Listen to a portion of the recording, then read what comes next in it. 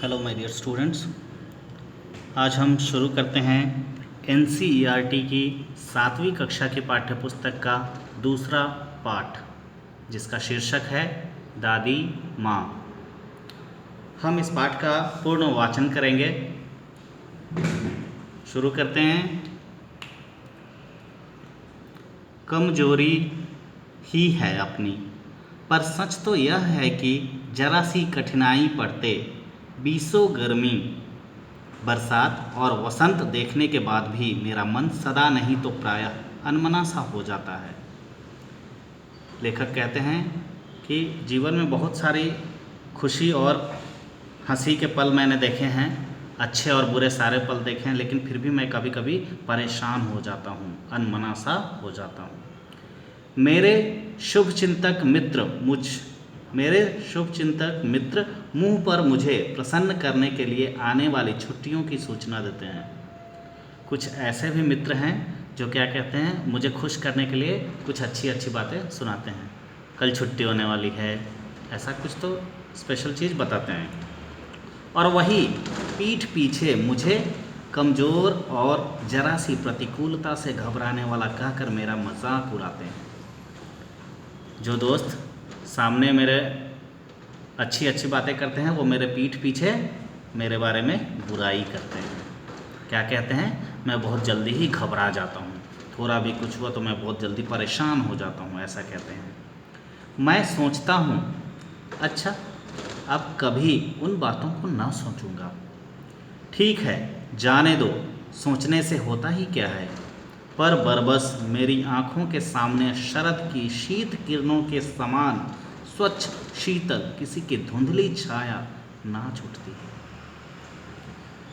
लेखक कहते हैं कि कभी कभी मेरे मन में आता है कि चलो मैं इस तरह की बातें अब कभी नहीं सोचूंगा, लेकिन फिर भी अचानक उनके सामने एक किसी का शैडो नज़र आने लगता है। धुंधली छाया, छाया मतलब चित्र, किसी का फोटो नज़र आने लगता है जो धुंधला है, जो साफ दिखाई नहीं दे रहा है, पार्शियल व्यू है। आगे देखते हैं।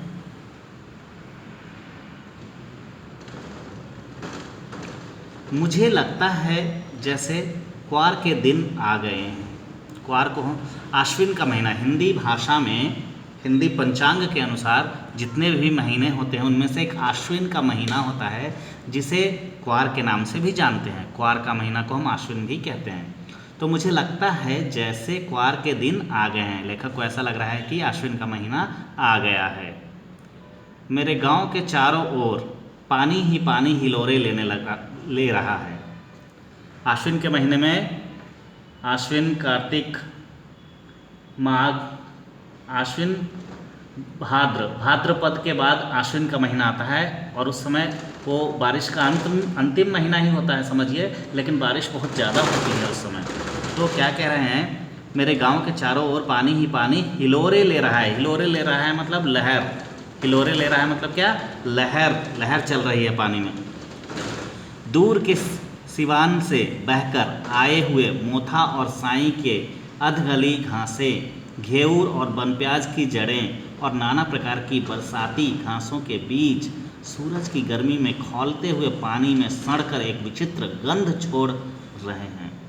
देखिए, बारिश की वजह से क्या होता है, दूसरे जगहों से दूर के सिवान मतलब यहाँ पे गांव है, तो दूर के गांव से दूसरे गांवों से पानी जो है बहकर इनके गांव में आ जाता है, और बहुत तरह के घास और अलग अलग तरह की घासें, घेवर, ये सब बेकार की चीज़ें जो होती है ना, घास घेवर जो कोई इस्तेमाल की नहीं है, वो सभी उनकी जड़ें, वेस्ट मटेरियल्स, वो सभी पानी से बहकर इनके गांव की तरफ आ जाती है। रास्तों में कीचड़ सूख गया है।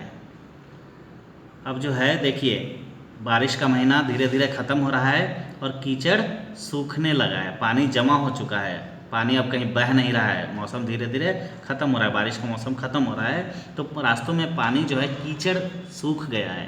कीचड़ मतलब मड, MUD, मड मतलब कीचड़, जहाँ पैर ज़मीन के अंदर घुसने लगता है। तो कीचड़ सूख गया है और गांव के लड़के किनारों पर झाग भरे जलाशयों में धमाके से कूद रहे हैं। जलाशय मतलब होता है तालाब, पॉन्ड, जिसको आप कन्नड़ा में केरे बोलते हैं। तो झाग भरे, मतलब हम नहाते समय सोप लगाते हैं तो कैसा वाटर बबल्स जनरेट होता है ना, उसको हम झाग बोलते हैं। तो पानी में झाग भरा हुआ है और उसी में बच्चे जो है नहा रहे हैं, कूद रहे हैं उसमें। अपने अपने मौसम की अपनी अपनी बातें होती हैं। देखिए सभी मौसम की अलग अलग बात होती है। कभी गर्मी के मौसम में गर्मी बहुत ज़्यादा होती है, ठंडा के मौसम में ठंडा होता है, फिर कुआर के मौसम में जो है न ठंडा ज़्यादा होता है ना गर्मी ज़्यादा होता है। लेकिन करीब एक्चुअली कुआर के महीने में ठंडा होने लगता है, बारिश के बाद ठंडा का मौसम आता है तो ठंडा होने लगता है। तो सभी मौसम की अलग अलग बातें हैं, ऐसा कह रहे हैं। आषाढ़ में आम और जामुन न मिले चिंता नहीं। देखिए आषाढ़ के महीने में कौन कौन सा फल मिलता है? मैंगो और जामुन। आम और जामुन दो फल जो है ज़्यादा इस्तेमाल होते हैं आषाढ़ के महीने में। अगहन में चिवड़ा और गुड़ खाते हैं लोग। अगर अगहन में चिवड़ा और गुड़ न मिले तो भी कोई दुख नहीं है। खाने पीने के बच्चों को चिंता नहीं रहती है। देखिए चिंता किस बात की है, आगे हम देखते हैं। चैत के दिनों में लाई के साथ गुड़, चैत के दिनों में लाई के साथ गुड़ की पट्टी, चैत के दिनों में लाई के साथ गुड़ की पट्टी ना मिले अफसोस नहीं। देखिए खाने पीने के बच्चों को चिंता नहीं है, पर क्वार के दिनों में इस गंधपूर्ण झाग भरे जल में कूदना न हो तो बड़ा ही बुरा मालूम होता है। उनको क्वार के दिन में उस झाग भरे पौंड में, तालाब में नहाना अगर नहीं मिलता है नहाने के लिए तो उनको बहुत ही अफसोस होता है। किनको अफसोस होता है? बच्चों को। मैं भीतर हुड़क रहा था मतलब बहुत ही कूद रहा था, बहुत परेशान हो रहा था। क्यों परेशान हो रहा था? मुझे उसमें नहाने के लिए नहीं मिल रहा है। इस बात से लेखक क्या कह रहे हैं कि मैं उस झाग भरे जल में नहाना चाहता था, बहुत नहाना चाहता था, लेकिन ऐसा संभव नहीं हो पा रहा था। क्यों? एक दिन ही तो कूद सका था, नहा धोकर बीमार पड़ गया। लेखक क्या कहते हैं कि मैं हर दिन नहाता था वहाँ पे, लेकिन इस बार ऐसा हुआ कि सिर्फ 2 दिन ही नहाया और 2 दिन में ही मैं बीमार पड़ गया वहाँ पे। लेखक क्या कहते हैं, देखिए 2 दिन में ही वो बीमार पड़ जाते हैं। हल्की बीमारी न जाने क्यों मुझे अच्छी लगती है। देखिए बच्चों को बीमार होना भी अच्छा लगता है। क्यों अच्छा लगता है ये आप भी समझते होंगे। क्यों? अगर बीमार हो गए तो स्कूल जाने से छुट्टी मिल जाएगी, है ना। लेकिन ऐसा नहीं है, सबको मज़ा आता है। जब बच्चे रहते हैं तो सबको मज़ा आता है। मैं भी जब बच्चा था तो मुझे भी मज़ा आता था। जब मैं छोटा था, बीमार हुआ, स्कूल जाने से मना कर देता था। ये बीमारी हमें बचाता है। ठीक है, देखिए आगे। थोड़ा थोड़ा ज्वर हो, सर में साधारण दर्द और खाने के लिए दिन भर नींबू और साबु। लेकिन इस बार ऐसी चीज़ नहीं थी। देखिए लेखक को क्या पसंद था? थोड़ा फीवर रहना चाहिए तो स्कूल जाने से छुट्टी मिल जाएगी, और थोड़ा सा सिर में दर्द होना चाहिए, और खाने के लिए नींबू, खट्टा खट्टा नींबू और साबु खाने के लिए मिलना चाहिए। साबु को हम साबुदाना बोलते हैं, खाने के लिए मिलना चाहिए। इनको बहुत पसंद था। लेकिन इस बार ऐसी चीज़ नहीं थी। लेकिन इस बार ऐसा नहीं हो, उनको फीवर आया तो बहुत ज़्यादा फीवर आ गया। फीवर को हम हिंदी में ज्वर कहते हैं, नहीं तो बुखार कहते हैं। तो देखिए यहाँ क्या कह रहे हैं लेखक, ज्वर जो चढ़ा तो चढ़ता ही गया, रजाई पर रजाई और उतरा रात 12 बजे के बाद। देखिए लेखक को फीवर आ गया, और फीवर इतना आया कि रात को 12 o'clock उनका बुखार कम हुआ। अब देखिए आगे देखते हैं। दिन में मैं चादर लपेटे सोया था, दादी माँ आई, शायद नहा कर आई थी उसी झाग वाले जल में। देखिए गांव के लोग उसी तालाब में नहाते थे, तो इनकी दादी माँ भी, लेखक की दादी माँ भी उसी झाग वाले जलाशय में, पौंड में, तालाब में नहाकर आई थी। दादी माँ को देखकर ऐसा लेखक को लग रहा था।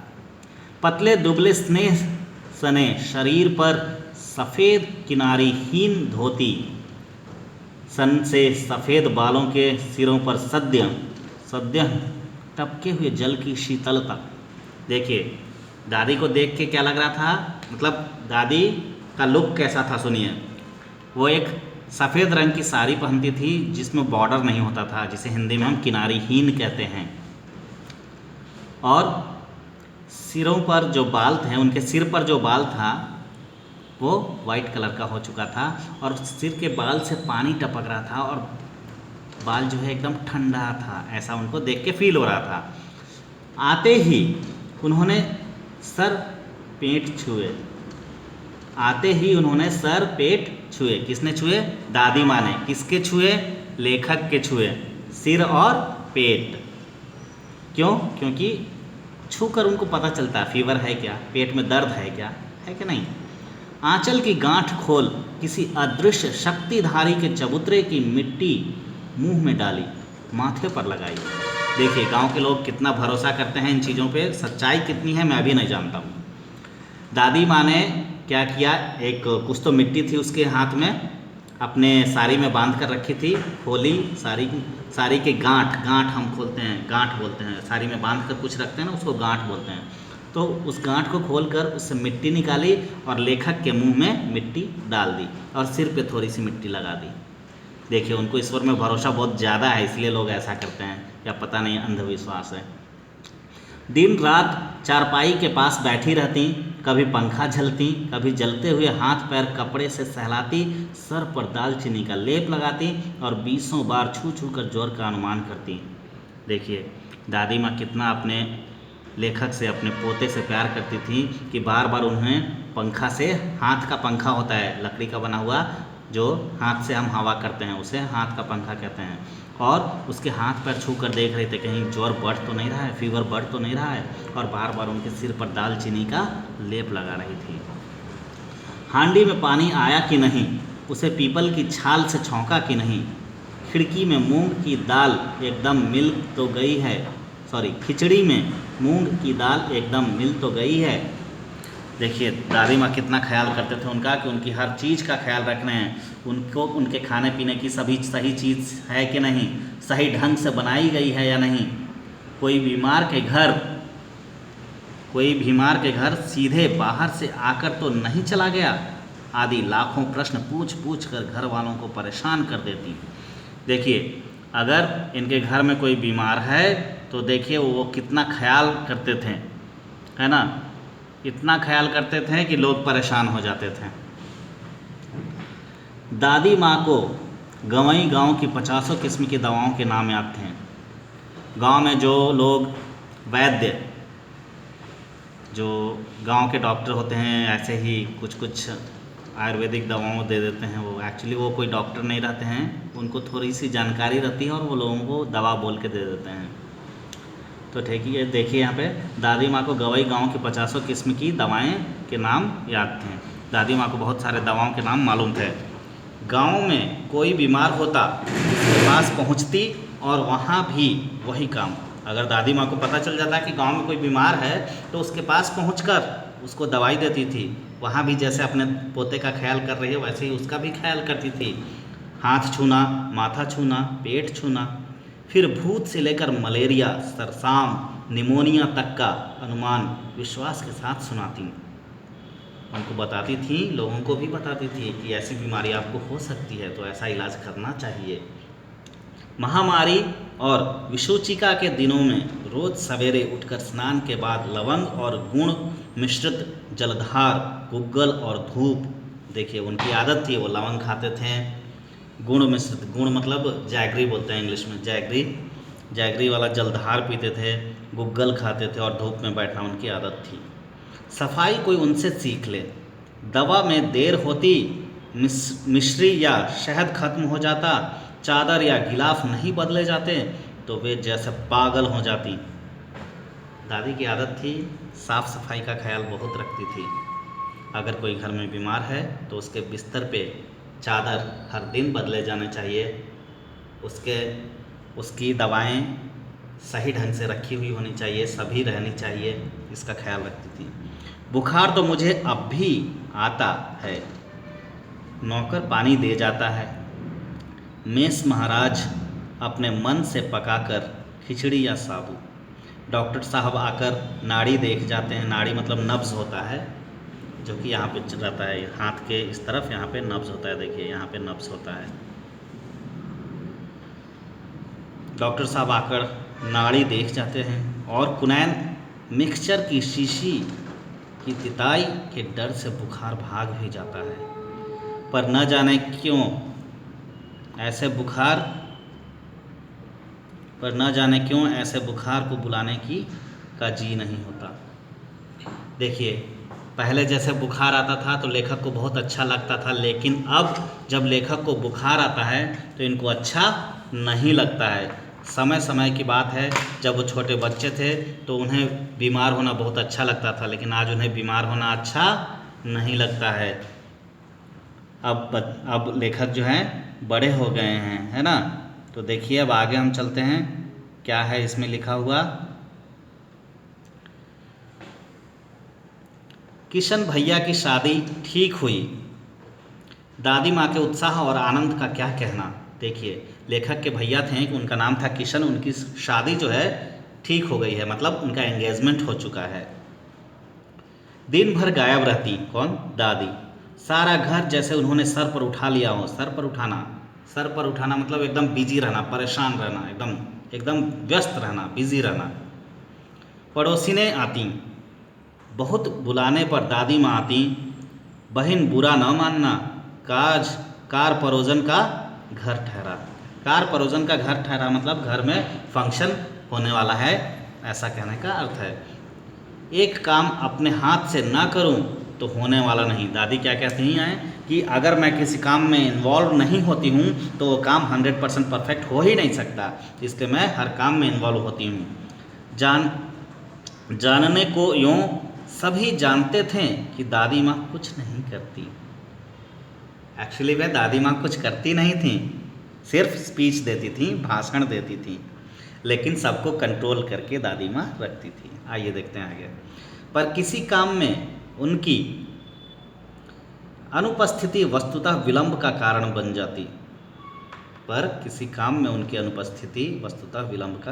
जाती। देखिए, जब दादी माँ सामने रहती थी तो हर काम सही ढंग से होता था। अगर दादी माँ वहाँ पे नहीं है, अनुपस्थित है, एब्सेंट है, मतलब वो काम लेट से होगा। उन्हीं दिनों की बात है, एक दिन दोपहर को मैं घर लौटा। बाहरी निकसार में दादी माँ किसी पर बिगड़ रही थीं। देखिए, दादी माँ किसी के ऊपर बहुत ही गुस्सा कर रही थी। क्यों, देखते हैं। देखा पास के कोने में दुबकी रामी की चाची खड़ी थी। देखिए, दादी माँ किसको डांट रही थी, रामी की चाची को दादी डांट रही थी। क्यों, सो न होगा धन्नो। धन्नो किसी का नाम नहीं है, प्यार से रामी की चाची को दादी ने धन्नो कहा। सो न होगा धन्नो, रुपए मैं सूद के आज दे दो। दादी माँ ने रामी की चाची को कुछ पैसे उधार दिए थे और दादी माँ रामी की चाची को डांट रही थी। क्यों डांट रही थी, क्योंकि रामी की चाची ने दादी माँ को पैसे वापस नहीं दिए थे। तो दादी माँ ने कहा कि मैंने जो तुम्हें पैसे दिए हैं और जो सूद है, उसका इंटरेस्ट है, वो सभी मुझे आज के आज वापस करो। तेरी आंख में तो शर्म है नहीं। शर्म मतलब शर्म, शेम। मांगने के समय कैसी आई थी, पैरों पर नाक रगड़ती फिरी, किसी ने एक पाई भी न दी। दादी क्या कहती हैं, जब तुम्हें पैसों की ज़रूरत थी तो मेरे पास कैसे तुम रिक्वेस्ट कर रही थी, तुम्हें किसी ने भी पैसे उधार नहीं दिए और आज तुम मेरा पैसा वापस नहीं कर रही हो। अब लगी है आजकल करने, फसल में दूंगी। अब क्या तेरी खातिर दूसरी फसल कटेगी। दादी माँ कहती हैं, बार बार कहती हो, इस बार फसल उगेगी तो दे दूंगी, इस बार फसल उगेगी तो दे दूंगी, लेकिन बहुत दिन से तुमने मुझे पैसे नहीं दिए, अब क्या फसल अगली बार आएगी। चलिए देखते हैं आगे क्या लिखा हुआ है।